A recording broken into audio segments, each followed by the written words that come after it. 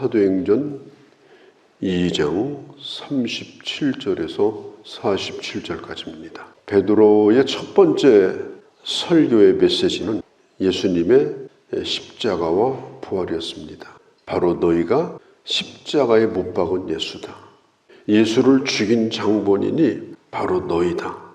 이 메시지를 들었던 그 당시 예루살렘에 있던 이 유대인들은 어떤 반응을 했는가?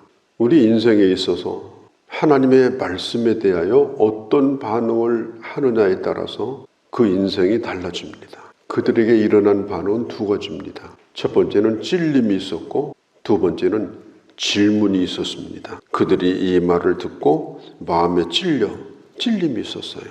그 다음에 형제들아 우리가 어찌할꼬 질문을 던졌어요. 이들은 얼마든지 변명할 수가 있어요. 아니 우리는 오순절 지키려고 온 사람들인데 우리가 뭐 그 현장에 있었냐. 우리 없을 때 일어난 일이니까 우리는 무관하다. 얼마든지 그렇게 변명할 수가 있어요. 우리가 죽인 게 아니다. 그런데 이 사람들은 우리도 만일 거기 있었다면 우리도 그들과 같이 똑같은 행동을 했을 것이다. 예수 그리스도의 이 부활에 대해서도 그래요. 우리는 부활을 본 적이 없다. 그건 당신들 얘기지 확인된 게 아니지 않느냐. 얼마든지 그런 반응을 할 수가 있는데 놀랍게도 예수님의 십자가와 부활은 자신들과 상관이 있는 것이라고 인정을 하고 반응을 한 것입니다. 그들은 마음에 찔렸어요. 이 찔렸다는 이 단어가 이게 어떤 단어인가 하면은 아주 날카로운 것에 찔려서 굉장히 고통스러운 그런 상황을 얘기를 하는 겁니다. 요즘으로 말하면 총 맞았다 이런 뜻이기도 해요. 총알이 나를 뚫고 지나갔다. 굉장히 심각한 충격을 받은 겁니다. 그래서 그들은 물어요. 형제들아 우리가 어찌할꼬?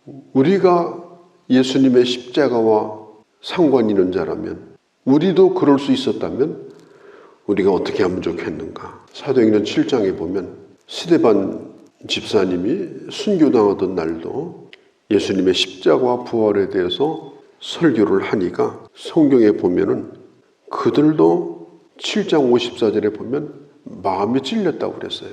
마음이 찔렸는데 반응을 어떻게 했느냐? 그들은 질문을 던진 것이 아니라 이를 갈고 길을 막았다고 했어요. 이를 갈았어요. 막 분노한 거예요. 그 다음에 더 이상 안 듣겠다고 길을 막았어요. 그리고 뭘 했느냐? 스데반 집사님을 돌로 쳐 죽였습니다. 그러니까 마음에 찔렸다고 해서 다 질문을 던지는 게 아니죠.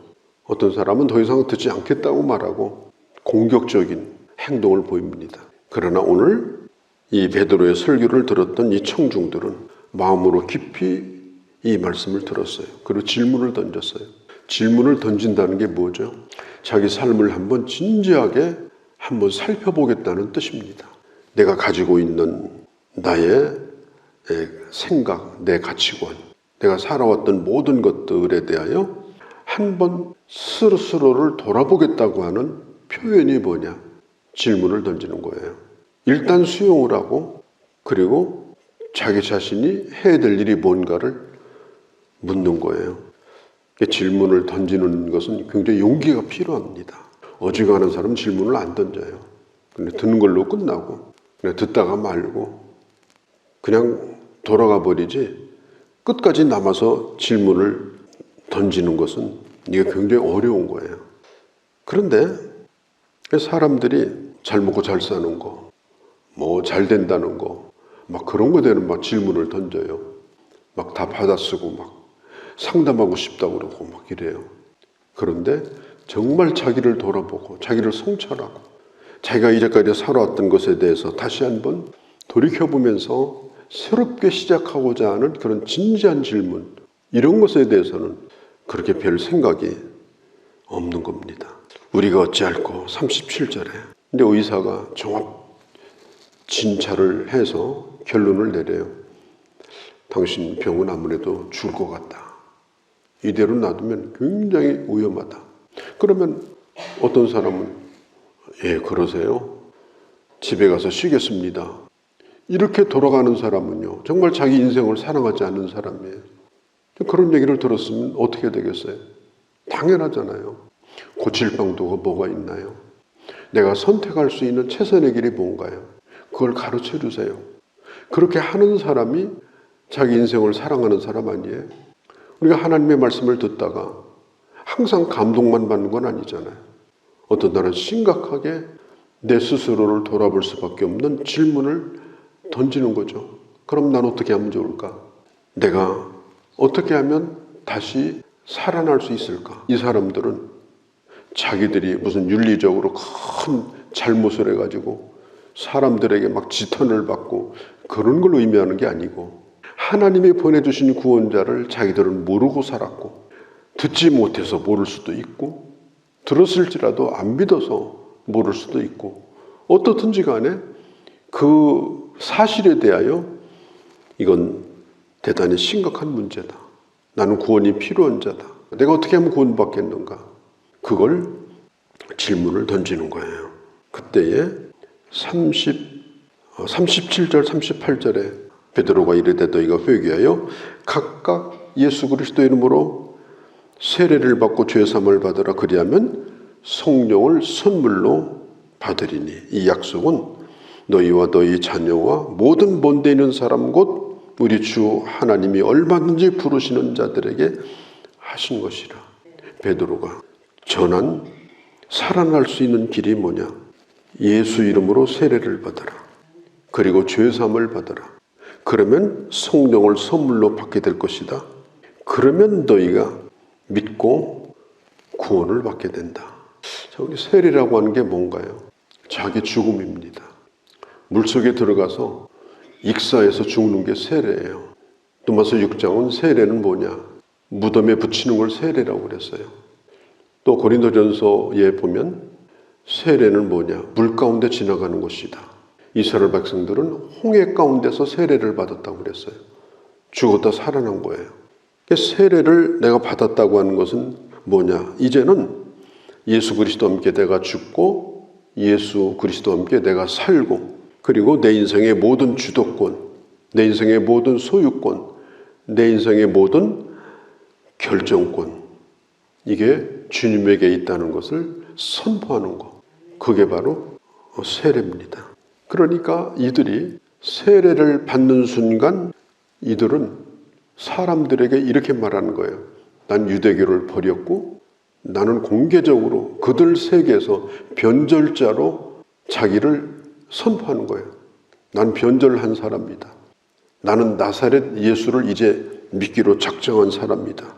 그런 결단이 세례예요. 40절에 보면은 믿는 자에게 성령을 선물로 주실 것이다.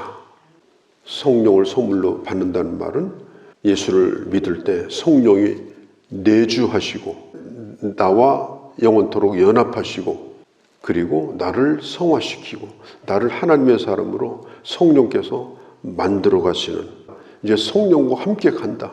그걸 말하고 있는 겁니다. 이 모든 약속은 얼마든지라는 말은 뭐 종교 전문가, 무슨 특별한 사람 아니라는 거예요. 누구든지 회개하고 예수 믿으면 이 약속은 다 경험할 수가 있다. 모든 먼 데 있는 사람, 이 사람들은 먼 데서 온 순례자들이니까 당신들도 이 약속을 받을 수가 있다. 지금 그걸 말하고 있습니다. 이 설교를 하는 베드로도 사람들이 내 설교 듣고 어떻게 할까?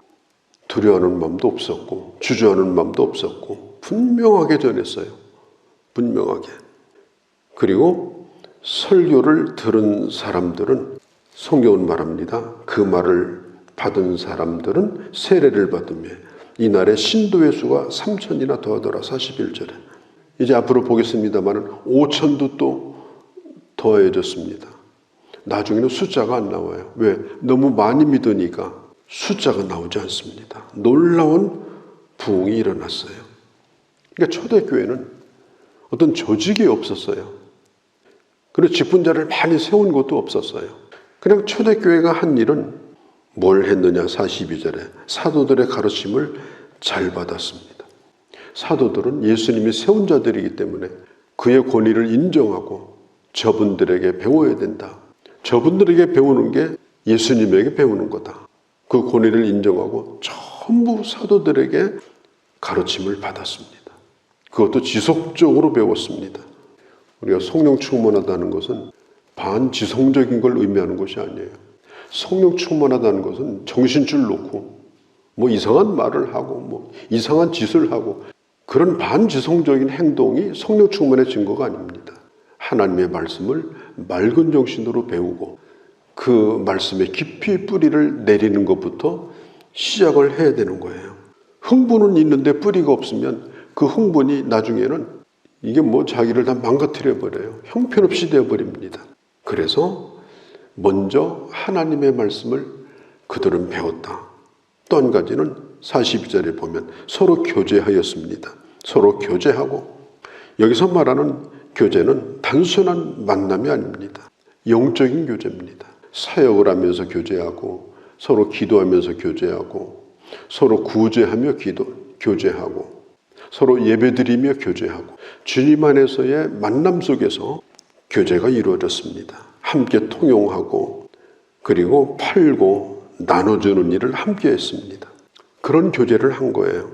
그리고 모이기를 46절에 힘쓰는 교회였습니다. 공동체가 병드는 길이 뭐냐? 모이지 않으면 병들어요. 히브리서 10장 24절에 모이기를 패하는 어떤 사람들처럼 하지 말고 모이기를 힘쓰라고 그랬죠.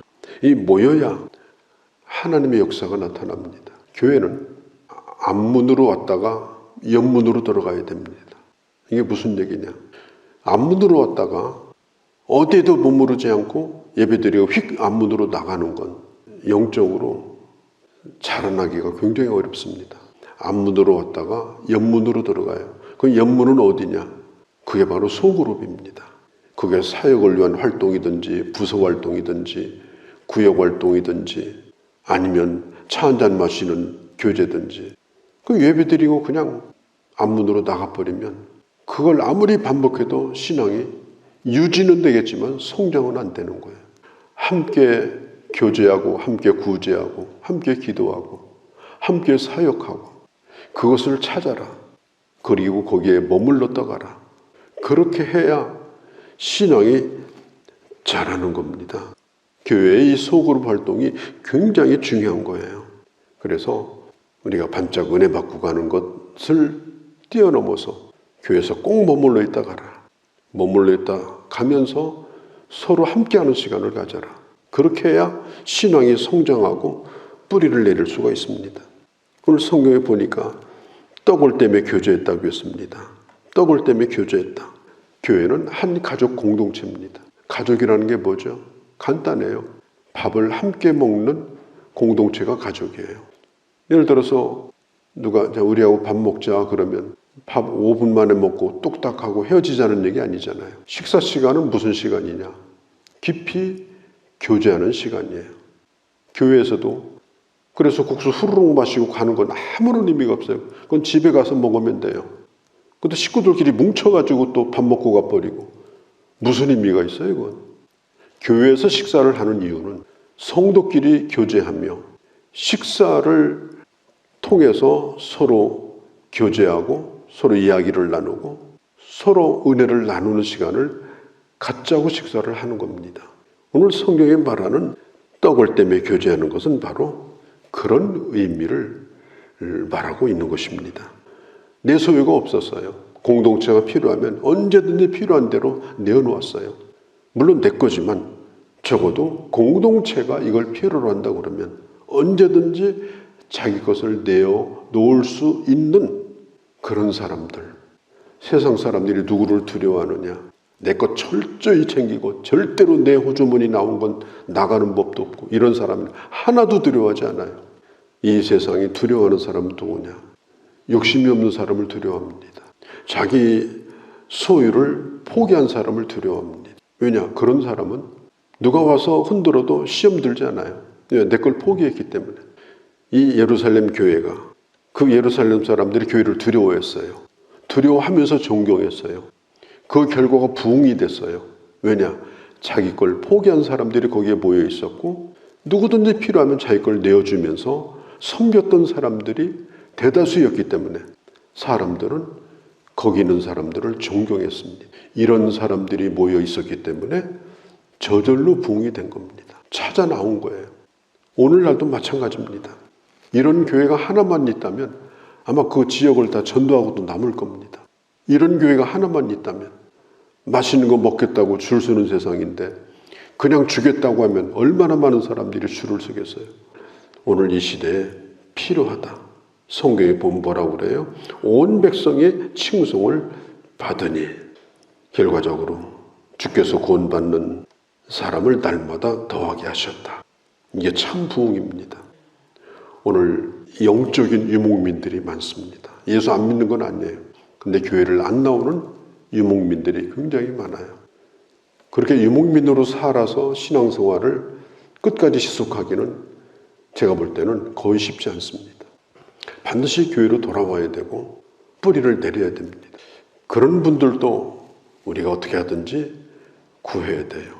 그리고 예수를 전혀 믿지 않는 사람들에게도 복음을 전해야 됩니다. 그리고 누구든지 교회에 오게 되면은 오늘 초대교회 같은 이런 영적인 활동을 통해서 교회가 부흥되려고 한 것이 아니라 그냥 자연적으로 부흥이 되어지는 그런 교회, 이것이 바로 진정한 부흥이다. 더해진다라는 말은 이렇게 붙어 다니는 거예요. 데려다가 숫자 채우는 것이 아니고 저절로 나에게 사람이 붙는 거예요. 그게 부흥이에요. 교회가 부흥되려면 나에게 사람이 붙어서 부흥이 돼야 돼요. 내가 앉아있으면 내 옆에 나 때문에 더해지는 사람이 있어야 부흥이 되는 겁니다. 여러분들이 교회 부흥을 위해서 기도하려면 주여 나에게도 더하여 주옵소서.